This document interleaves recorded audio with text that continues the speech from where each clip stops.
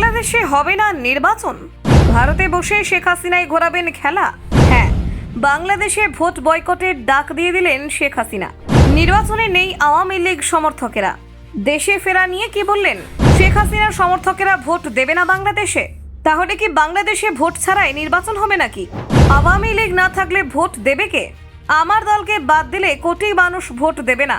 নিষিদ্ধ আওয়ামী লীগ, বয়কটের হুমকি শেখ হাসিনার। ফের উত্তপ্ত বাংলাদেশ। বাংলাদেশের নির্বাচনী ব্যবস্থার বিরুদ্ধে ক্ষোভ উগরে দিলেন হাসিনা।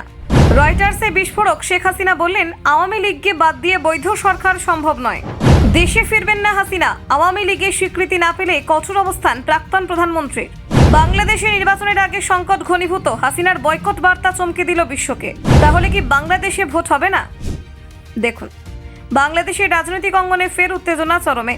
দেশের পরবর্তী সাধারণ নির্বাচন নিয়ে মুখ খুললেন বাংলাদেশের প্রাক্তন প্রধানমন্ত্রী শেখ হাসিনা। সংবাদ সংস্থা রয়টার্সকে দেওয়া বিশেষ সাক্ষাৎকারে তিনি জানালেন, আওয়ামী লীগের সমর্থকরা আগামী সাধারণ নির্বাচন বয়কট করবেন। তার দাবি, আওয়ামী লীগকে নিষিদ্ধ করে নির্বাচন আয়োজন করলে সেই নির্বাচনের কোনো বৈধতা থাকবে না। হাসিনা বলেন, আওয়ামী লীগ বাংলাদেশের অন্যতম প্রাচীন রাজনৈতিক দল এবং এটি কোটি মানুষের এই দলকে সমর্থন করে।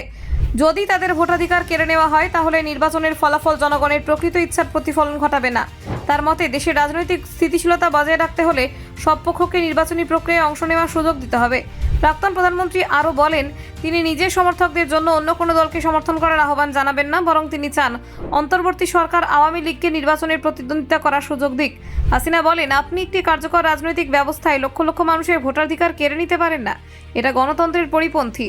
রয়টার্সকে দেওয়া সাক্ষাৎকারে শেখ হাসিনা তার দলের নিষিদ্ধ হওয়ার সিদ্ধান্তের তীব্র ক্ষোভ প্রকাশ করেন। তিনি বলেন, আওয়ামী লীগ বাংলাদেশের স্বাধীনতার ইতিহাসে অংশ, তাই এই দলকে নিষিদ্ধ করা মানে দেশের গণতান্ত্রিক ঐতিহ্যকে আঘাত করা।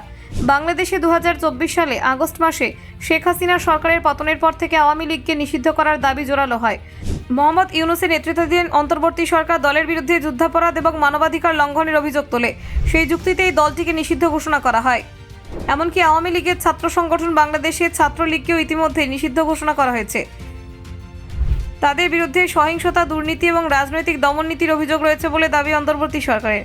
মে মাসে বাংলাদেশের নির্বাচন কমিশন আওয়ামী লীগের দলীয় স্বীকৃতি বাতিল করে। এই সিদ্ধান্তের পর থেকে হাসিনা এবং তার ঘনিষ্ঠ নেতারা রাজনৈতিকভাবে কোণঠাসা হয়ে পড়েন। তবে হাসিনা দাবি করেন, এই সমস্ত পদক্ষেপ আসলে রাজনৈতিক প্রতিহিংসার ফল। হাসিনার বিরুদ্ধে বর্তমানে একাধিক মামলা চলছে। গত বছর জুলাই আন্দোলনের সময় মানবিকতা বিরোধী অপরাধে অভিযুক্ত হন তিনি। বিরোধীদের গুম এবং নির্যাতনের অভিযোগ ওঠে তার বিরুদ্ধে। এই মামলাগুলির মধ্যে একটি গুরুত্বপূর্ণ মামলার রায় আগামী 13 নভেম্বর ঘোষিত হবে। তবে হাসিনা সব অভিযোগ অস্বীকার করে বলেন, আমার বিরুদ্ধে অভিযোগগুলো সম্পূর্ণ রাজনৈতিক উদ্দেশ্য প্রণোদিত। আমাকে আদালতে নিজের বক্তব্য জানানোর সুযোগ পর্যন্ত দেওয়া হয়নি। তার মতে, তাকে রাজনৈতিকভাবে নিশ্চিহ্ন করতে এই মামলাগুলি সাজানো হয়েছে। ব্যুরো রিপোর্ট, অজানার দেশে।